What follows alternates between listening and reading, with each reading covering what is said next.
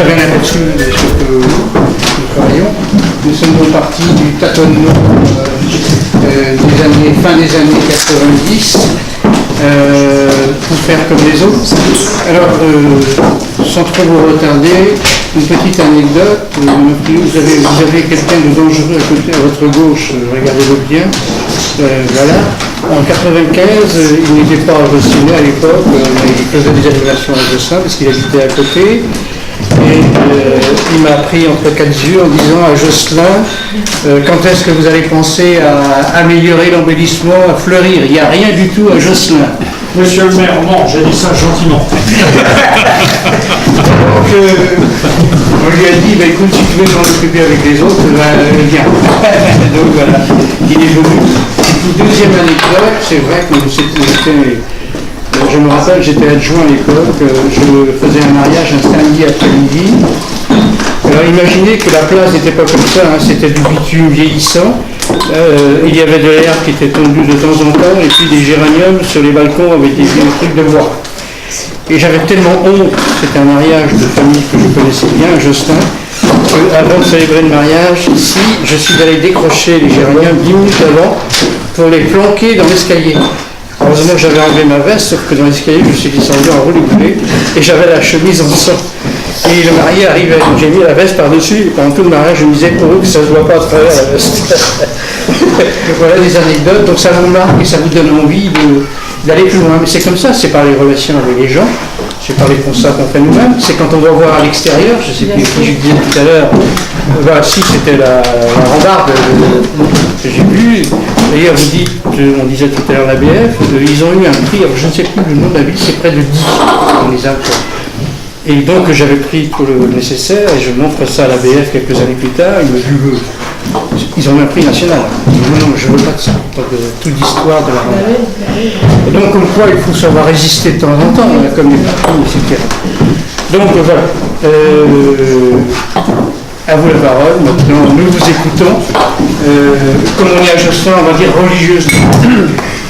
Alors, on a vu beaucoup de choses, peut-être au niveau de l'eau, de l'arrosage. Comment vous arrosez, avec quel type d'eau? Alors, on a un puits artésien, oui. terrain de football.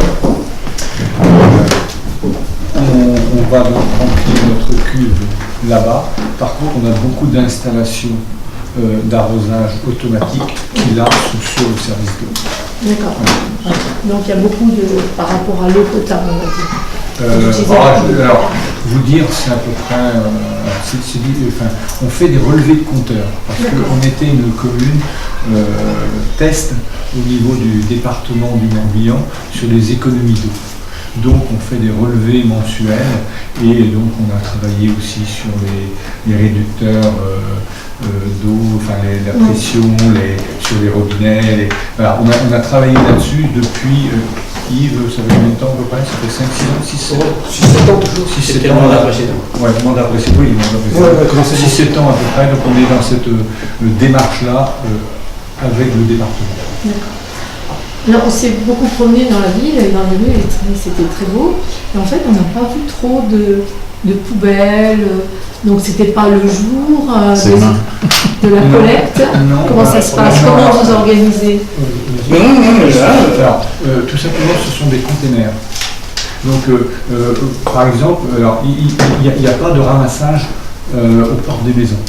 Ah, très Il n'y bien. a pas. Par contre, si vous voulez, au quai, place Saint-Nicolas, vous avez vu un transfo. À côté, il y a des containers. Ceux qui sont passés par le... non, c'est pas les membres du jury qui sont passés par le haut, vous avez vu. Donc, il y a des zones, des aires à containers, un petit peu partout. Et les gens vont en apporter dans ces... Et ça se fait facilement? C'est fait par la commune. Le ramassage. Oui, non, c'est bien. On a fait un gros travail pour dissimuler. C'est pour ça que vous ne les avez pas vus. Je commence à me... C'est extrêmement important. Je me dis, vous ne les avez pas vus, donc c'est qu'on a gagné notre pari. Non mais on a fait beaucoup d'air à container en mur de schiste. Alors, si vous allez partez par exemple place de la Résistance, si vous repartez par là-bas, vous allez voir par exemple que, comment je veux dire, il y a un mur de schiste en fond et on a fait un entourage en schiste, en pierre de schiste, en muret, pour s'intégrer. Dans Sainte-Croix, on a la même chose. On en a beaucoup en bois.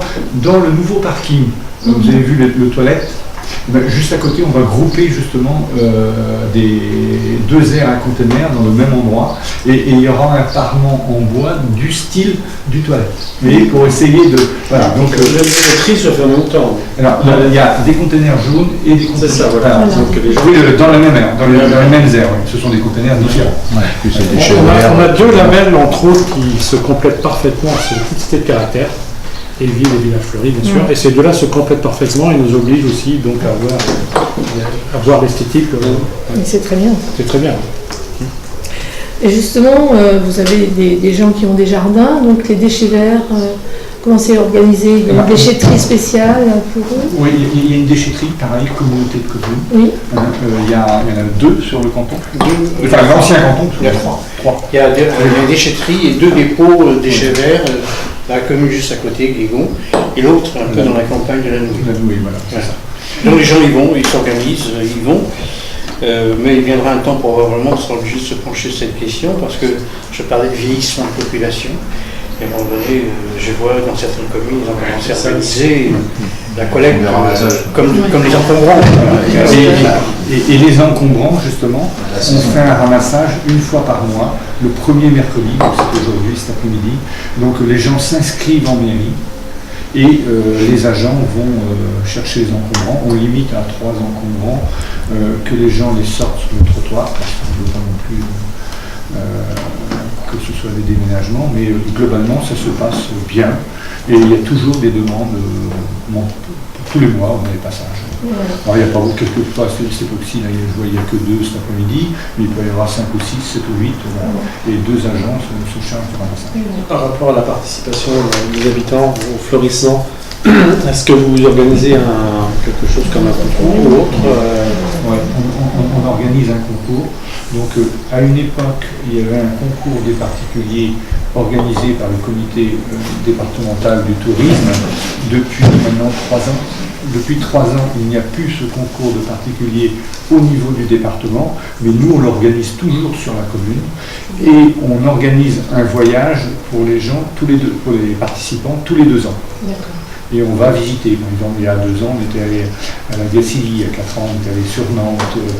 En général, on visite un jardin privé et une réalisation municipale. On accède sur la journée. Et on offre le repas de voyage, le repas du midi. Mais on ne fait pas de remise. Et combien de participants au total? Alors, c'est entre 25 et 33, 34. C'est toujours à peu près les mêmes chiffres. Ils s'inscrivent, les gens s'inscrivent. Les gens s'inscrivent en mairie. C'est une trentaine. Alors, l'inscription en mairie, c'est vrai que je n'ai pas envoyé, peut-être que j'ai dans ça dans le dossier, quand les gens viennent pour s'inscrire pour le rempotage, ils ont une case, souhaitez-vous participer au concours? Et donc, certains s'inscrivent à ce moment-là, et on fait également donc, des articles dans la presse, et d'autres viennent s'inscrire en mairie parce qu'ils ne participent pas au rempotage. Donc c'est voir un peu comment se font les inscriptions. J'ai une question sur on n'a pas trop parlé de ça, mais au niveau du fleurissement, est-ce que vous avez donc on vous a posé la question sur les quantités, vous avez dit 11 000 plantes avec les bisannuaires et ça, mais est-ce que vous avez, comment vous travaillez pour la conception du fleurissement? Est-ce que vous avez un thème couleur, un thème global, ou est-ce que par exemple, si on passe l'année prochaine, on aura quelque chose de différent? Oui, différent. Fleurissement, alors, je vous parlais en début de mon intervention que c'était j'ai gardé le même principe, si vous voulez, sauf que maintenant c'est tout sur Excel. Je commence par une légende, je mets les plantes par couleur. Par exemple, de 1 à 9, ce sont les fleurs blanches, de 11 à 19, les jaunes, de 21 à 29, les oranges. Mais ça, c'est la technique. Oui, mais tous les ans, vous changez de thème. On change de thème. Parce que là, on est plutôt dans les tons roses. L'année dernière, on était sur le ton jaune et bleu. D'accord. Voilà, et on change tous les ans. Et on fait ce choix de thème en septembre. Ensuite, je prépare les compositions parce que après, j'ai le détail ici du nombre de plants qu'il y a besoin par espace. Et après, on passe des commandes. D'accord. Donc, en bisannuel, vous avez la même couleur, c'est la couleur de l'année ou c'est une couleur par saison? Non, c'est pas la même. D'accord. Non, c'est différent. D'accord. Déjà, bon, c'est plus... Alors, quelque chose au printemps qu'on a depuis une dizaine d'années, c'est qu'on a développé beaucoup les plantations de bulbes. On a fait donc une opération de plantation avec vervet mécanique. Et autrement, à chaque fois qu'on fait un aménagement paysager, on plante des bulbes. Alors, l'avantage de vervet, c'est qu'on a, vous connaissez sans doute, c'est que la machine, mais même autrement leur catalogue, c'est qu'on a des narcisses qui fleurissent hors de janvier. Cette année, ils fleurissaient même en décembre. Il y avait beaucoup d'avance. Et ça va jusqu'au 15 mai.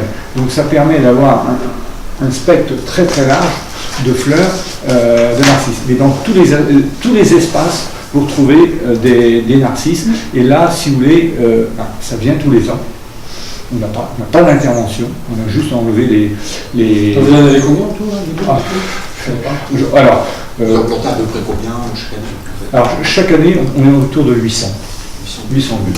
Alors, ça dépend des aménagements. Comme là, par exemple, cette année, on a ce nouveau parking, on a la rue, donc on va avoir à peu près ce nombre-là. Si on n'avait pas d'aménagement, et un autre parking, si on n'avait pas d'aménagement, est-ce qu'il y a un espace où il y a le besoin?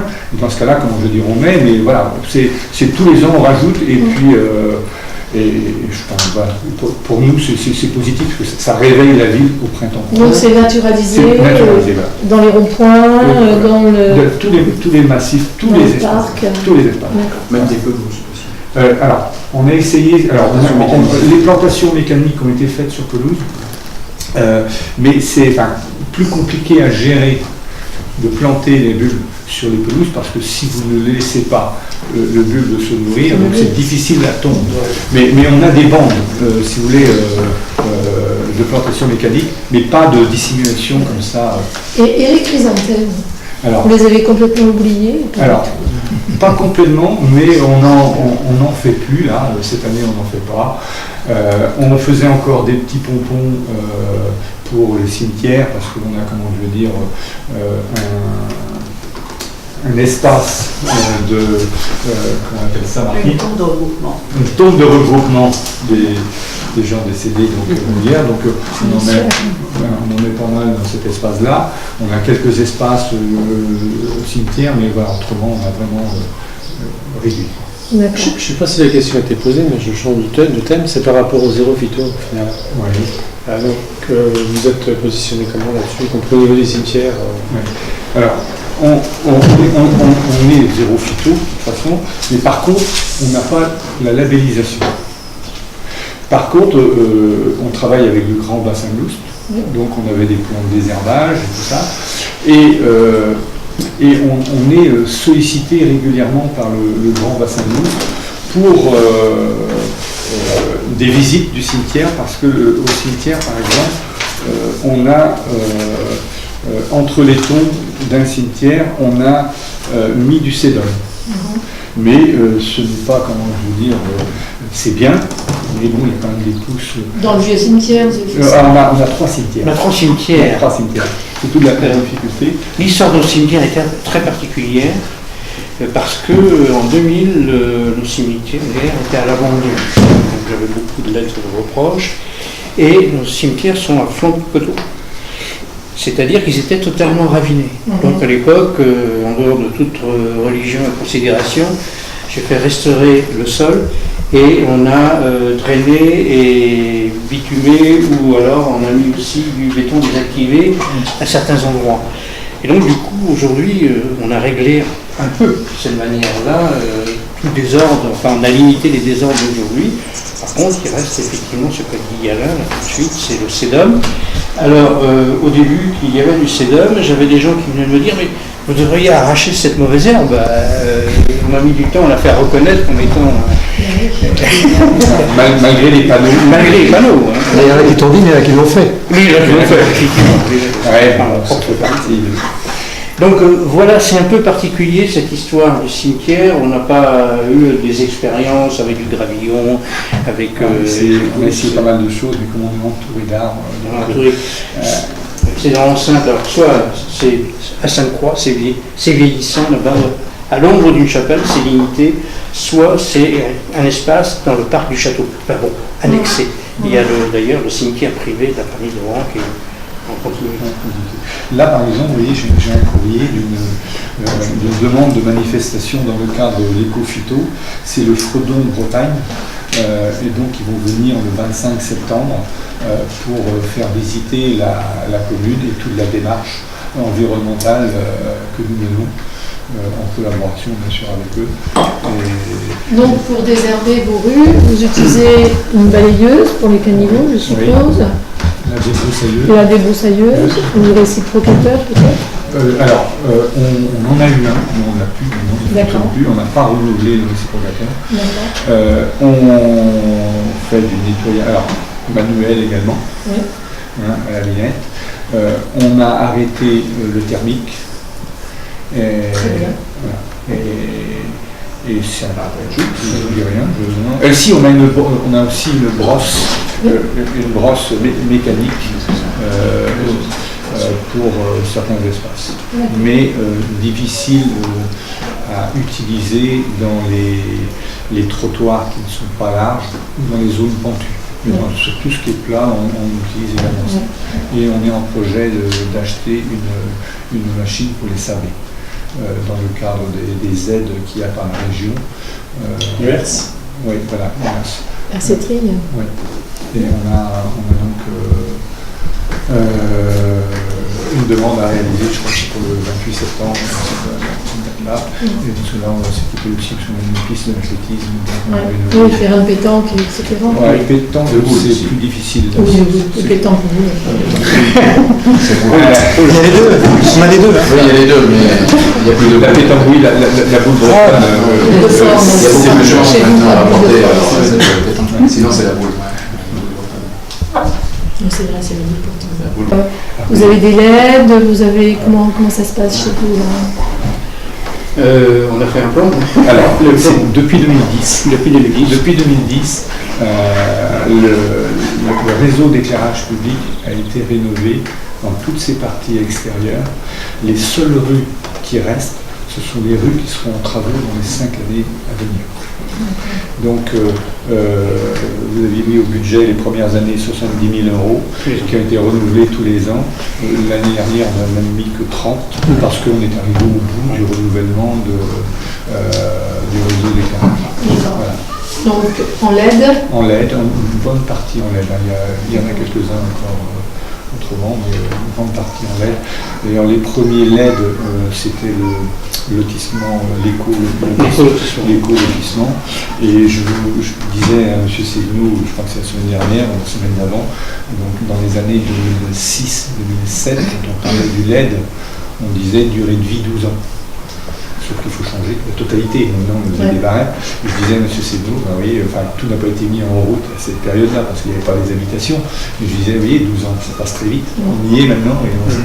Mais vous voyez, comme quoi, on était précurseurs, et on a même, ça nous coûte aussi d'être précurseurs, mais on a mis dans les lotissements, dans les impasses, des détecteurs de présence. C'est-à-dire qu'ils ne s'allument que lorsque les gens passent, utilisent. Ce qui n'est pas raisonnable sur une voie de circulation, mais dans les impasses, on a mis ça donc, dans ce lotissement, dans 2 lotissements, et on a mis aussi dans certains secteurs de la ville des mâts avec des rubans de LED.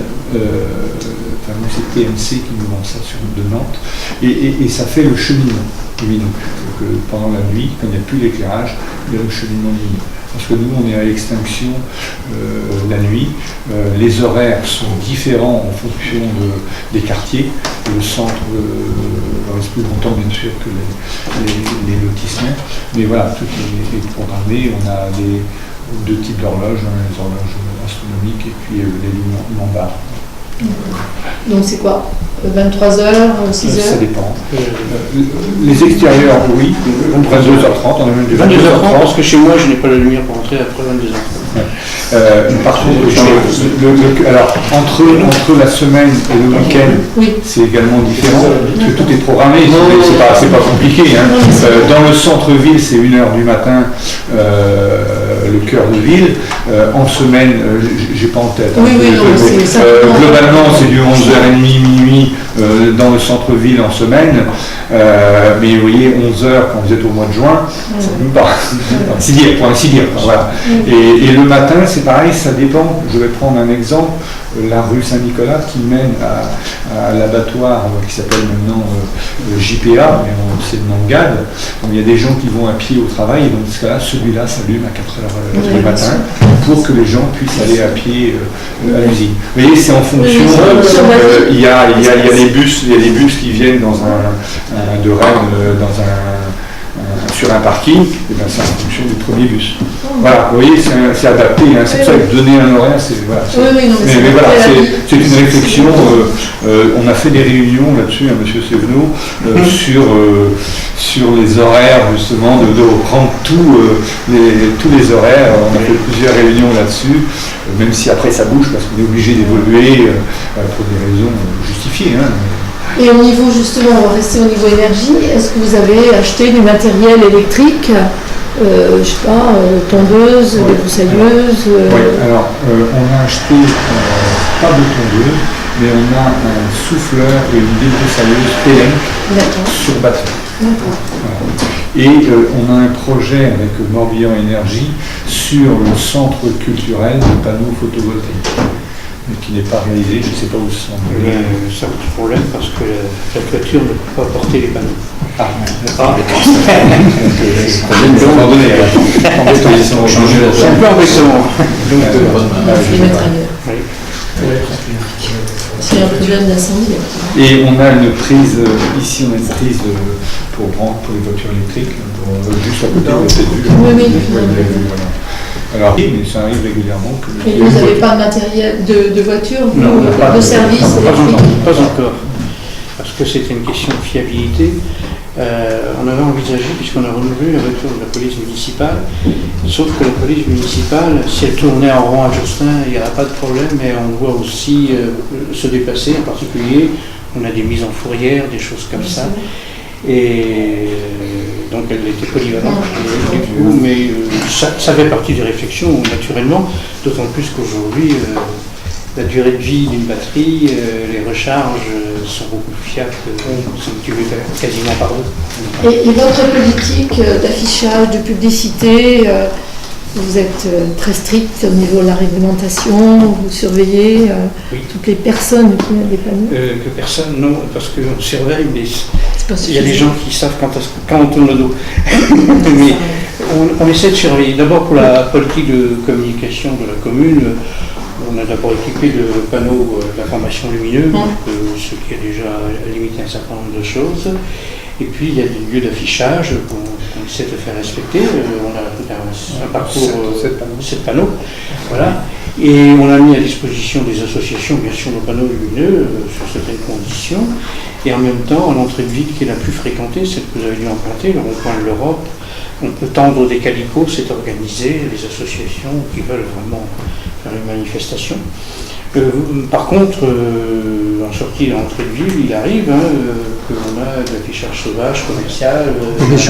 Je m'en enlève souvent parce que je peux dire dans les communes aux alentours, on m'a dit à Jocelyn, il ne faut pas mettre des affiches, ils les enlèvent. On a mauvaise réputation. C'est bien. Et les amendes, c'est verbalisé? Oui, c'est verbalisé. Jusqu'à présent, on n'a pas verbalisé. La seule chose, c'est que. La seule chose qu'il y a, c'est que. On n'a pas des bons amis avec les associations environs parce qu'ils disent vous ne réservez que pour vos associations. Et parce qu'eux, ils ont l'habitude de prendre l'habitude de cofinancement ou de financement. Ça dépend, parfois on est tout seul, à la fois sur les enseignes et indépendamment des enseignes sur les rénovations de façades. Évidemment, nous sommes petite cité de caractère, Pierrick a évoqué ça tout à l'heure, c'est l'un des chevals de bataille.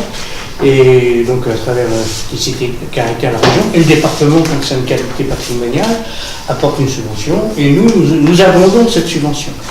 Or aujourd'hui, les collectivités, le département a changé un peu sa règle, donc nous avons l'intention, nous avons commencé déjà d'ailleurs, à compenser ce que le département n'apportera pas.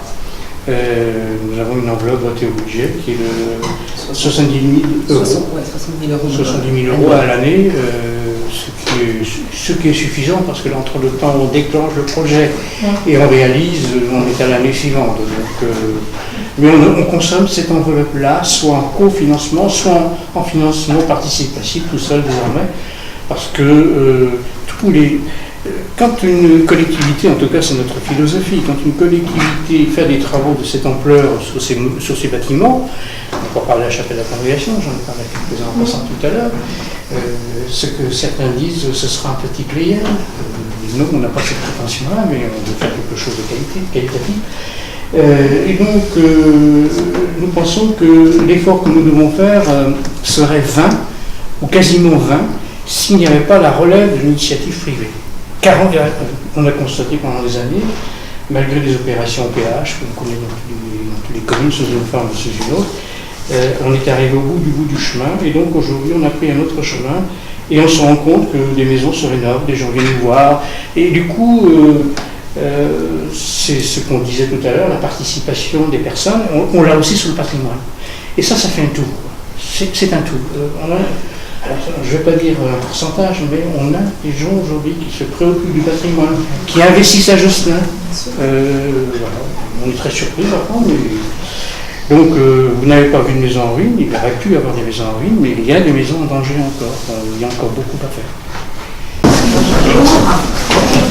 Bonjour. Ah, il n'y a pas la parité encore, monsieur le maire? Non, ça va bien. Alors, je vais réfléchir. Ah non, oh là Herminie ne doit pas être contente. Non, c'est vrai, elle doit parler son chien. Donc, vous avez le grand groupe, alors ils sont peut-être pas tous là.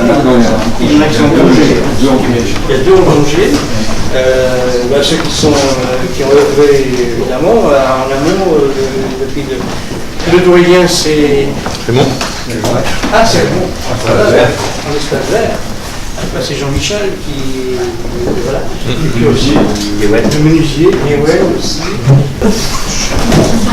André, il est jardinier, donc voilà. Mais en même temps, c'est important la symbiose entre les équipes. Et ça, c'est toujours la réussite des services. Voilà. C'est comme un instituteur avec ses élèves. Ah oui, c'est une bonne comparaison. Très bien, et donc, je pense qu'ils sont heureux d'être là. Ils sont au garde à vous, mais...